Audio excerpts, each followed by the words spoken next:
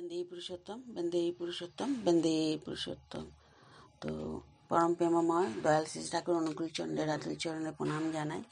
তো আজকেও আমি যেহেতু শ্রাবণ মাস চলছে, শুভ শ্রাবণ মাস এবং পরম মাতা জগজ্জননীর জন্ম মাস, তো আমি সেই বড় মাস সম্বন্ধেই বলার চেষ্টা করছি। আপনারা যারা শুনছেন বা শুনবেন সবাইকে আমার আনন্দিত জয়গুরু জানাই। তো বলছি জগজ্জননী শ্রী শ্রী বড় মার কথা। প্রকৃতি যার ইচ্ছাধীন, এত বড় প্রাকৃতিক দুর্যোগও তার নিয়ন্ত্রণ নেই। তিনি আমাদের বড় মা। মানিকতলায় একটা দোতলা ভাড়া বাড়িতে কিছুদিন ঠাকুর থাকতেন। দিন রাত ঠাকুরের বাণী আলোচনায় লিপিবদ্ধ হতো। একদিন হঠাৎ ভূমিকম্প হলো। আশেপাশে বহু ঘরবাড়ি ভেঙে পড়ার শব্দ শোনা গেল। ঘরবাড়ি দুলতে শুরু হলো। ঠাকুর নিচেতলা থেকে ভক্তমণ্ডলী সহ বাইরে বের হয়ে আসলেন বিল্ডিং চাপা পড়ার ভয়ে। তারপর দেখা গেল বড়মাই আসেননি। তিনি দোতলা বারান্দায় দাঁড়িয়ে আছেন, নির্ভয় সাবলীল সাধারণভাবে। ঠাকুর উদ্বিগ্ন হয়ে ডাকছেন, বড়বাবু তাড়াতাড়ি নেমে এসো, বাড়ি ভেঙে পড়তে পারে। বড়মা এলেন না। এই অদ্ভুত লীলা বোঝে প্রাণ বোঝে যার। ভূমিকম্প থেমে গেল। বড়মাকে সদাপ্রিয়দা জিজ্ঞাসা করলেন, যদি ঘর ভেঙে পড়তো আপনার ভয় করেনি? বড়মা দৃঢ় প্রত্যয় নিয়ে বললেন, আমার ঘরে ঠাকুরের ব্যবহার উপযোগী বহু জিনিস ছিল। ভেঙে পড়লে সব নষ্ট হয়ে যেত। আমি জানি আমি ঘরে থাকলে ঠাকুর কিছুতেই ঘর ভাঙতে দেবেন না। আমি নেমে গেলেই ঘর ভাঙতে পারত। কলকাতা থেকে নতুন গাড়ি কিনে এনে পার্লারে রাখা হয়েছে। শ্রী শ্রী ঠাকুর এসে বললেন, ভালো। শ্রী শ্রী বড়মার দিকে ফিরে জিজ্ঞাসা করলেন, কেমন হয়েছে? শ্রী শ্রী বড়মা বললেন, ভালো হয়েছে।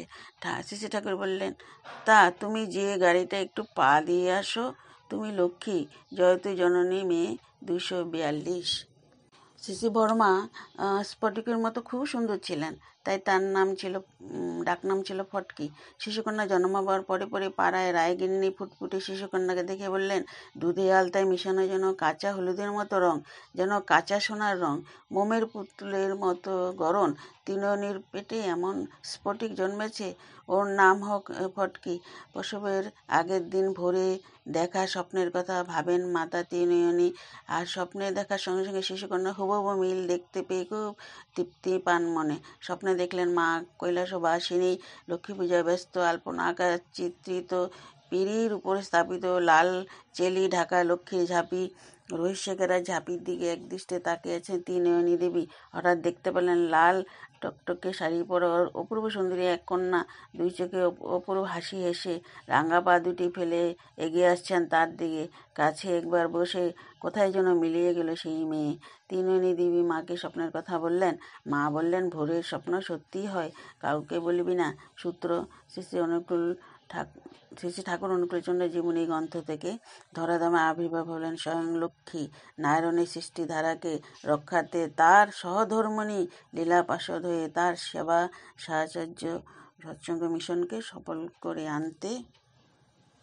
একদিন শ্রী ঠাকুরের সামনে রান্না নিয়ে নানান কথা বলার সময় একজন মা, যিনি ভোগের ঘরে কাছাকাছি থাকতেন প্রায়, বাড়ির একটা ব্যঞ্জনের কথা, কি কি দিতে হবে, কেমনভাবে রাঁধতে হবে ইত্যাদি শ্রী ঠাকুর বলেছিলেন। তো তিনি সবটা শুনে বললেন, আগে আমি কি এটা রেঁধে নিয়ে আসবো, খাবেন? শ্রী ঠাকুর হেসে উত্তর দিলেন, সে তো আমি করতে পারি নে, আমার পেটের অভিভাবক হচ্ছে বড় বউ, সে বলতে পারবে। এতটাই গভীরভাবে লক্ষ্য রাখতেন শ্রী শ্রী বড়মা শ্রী ঠাকুরের খাওয়া শোয়া বিশ্রাম নেওয়া সমস্ত কিছুর উপরে।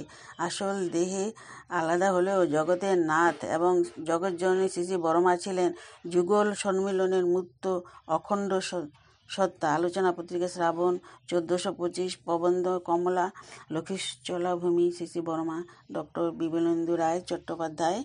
তো আমরা বিভিন্ন আলোচনাতেও পড়েছিলাম যে ঠাকুরের কাছে যদি কোনো সমস্যা নিয়ে আসতো, ঠাকুর অনেক সময় বড়মার কাছে পাঠিয়ে দিতেন। তো বড়মা সেভাবে সমস্যার সমাধান, রোগে হোক, কারো ছেলে মেয়ে হচ্ছে না, নানা রকমের সমস্যা। তো দুইজনের সত্তা একই, যেমন টাকার এপিঠ আর ওপিঠ। ঠাকুর বলেছিলেন যে আমি আর বড় বউ একই। তো তেনার যে সংরক্ষণ, সেটাও খুব আশ্চর্য লাগে যে অকালে যখন সাজনা থাকে না সেই সময় বায়না ধরেছেন ঠাকুর সাজনা খাবেন, এবং সেই সংরক্ষণের জায়গার থেকে বড়মা বের করে সাজনা বানিয়ে খাওয়ালেন।